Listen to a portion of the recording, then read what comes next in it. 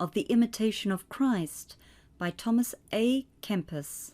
Chapter 3 of the Doctrine of Truth. Happy is he whom the truth itself doth teach, not by figures and words that pass away, but as it is in itself. Our own opinion and our own sense do often deceive us, and they discern but little. What availeth a great cavilling and disputing about dark and hidden things, concerning which we shall not be reproved in the judgment, because we knew them not? It is a great folly to neglect the things that are profitable and necessary, and give our minds to things curious and hurtful. Having eyes, see we not? And what have we to do with genus and species? He too, whom the eternal word speaketh, is set free from many opinions. From that one word are all things, and that one all things speak. And this is the beginning, which also speaketh unto us. No man without that understandeth or judgeth rightly.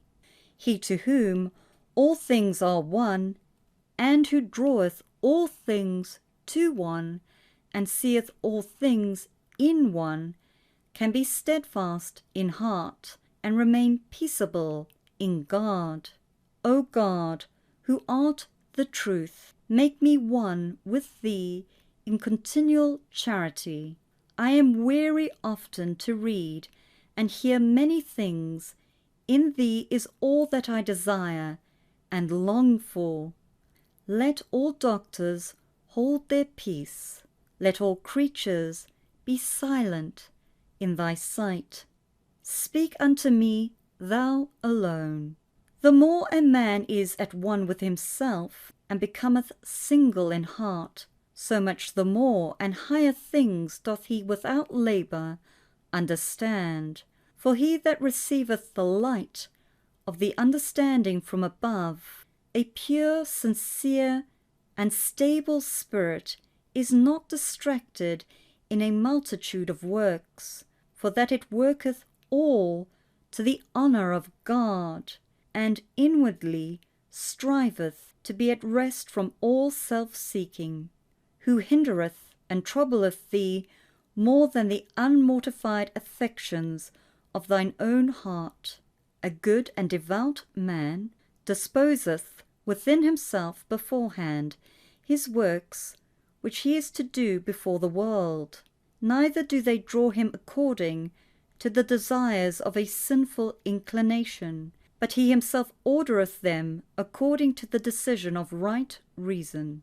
Who hath a harder struggle than he that laboureth to conquer himself? This ought to be our endeavour, to conquer ourselves, and daily to wax stronger than ourselves, and to make some progress for good.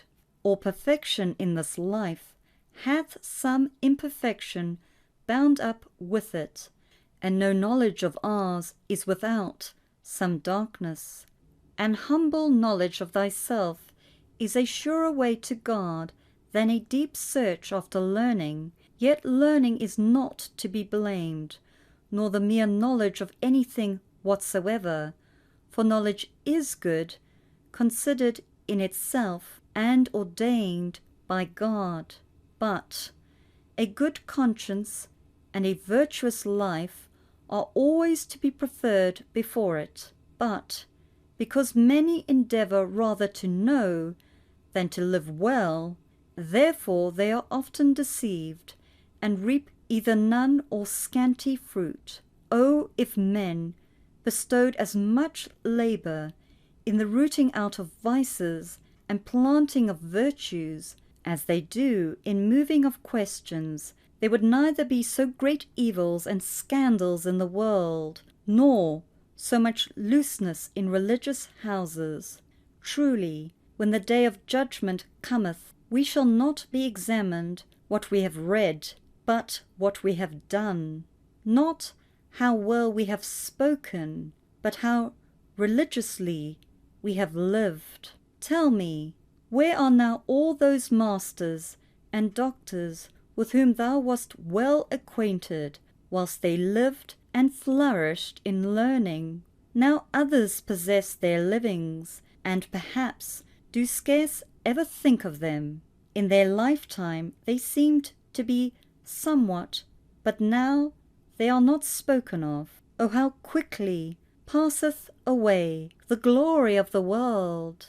O that their life had been answerable to their learning, then had their study and reading been to good purpose.